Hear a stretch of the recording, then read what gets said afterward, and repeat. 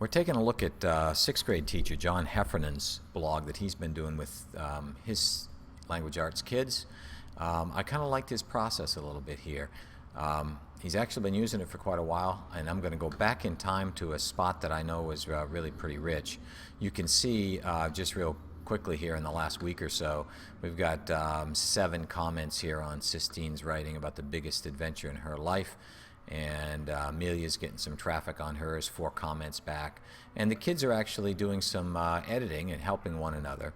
And here's how that sort of began. John had the kids start to write for an e-zine that he and I created called Point of View. And that's why on the one I'm pointing to right now, you'll see the scariest day of my life.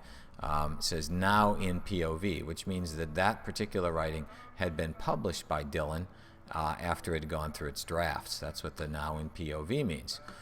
Another shorthand that John was using, The Supers is the title of this that Kem wrote back in February, and he put JW at the end, and I think JW was just writing, and it was just getting started there. And that was a key for Mr. Heffernan to know that that's all that was going on here, just getting started.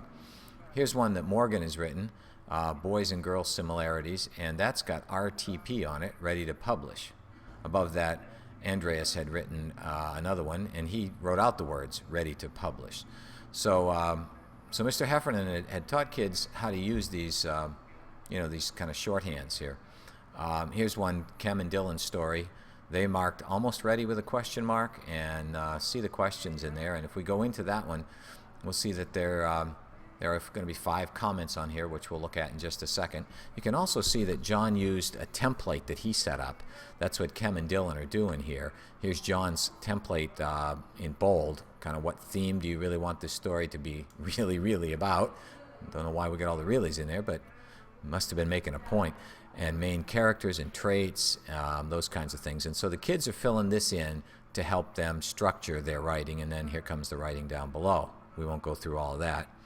In the interest of time, let's just jump down to the comments and see how that's going. So we've got kids jumping in, and basically, they're 6th graders, so they're not particularly effusive here. Nice, that's a good comment. Awesome job. I know. Mackenzie gives it a 10. And Mr. Heffernan says, I just started reading chapter 5. Am confused by its first line. Maybe you can clarify it. Thanks. So you get the idea that this is interactive, that there's some writing process going on in here.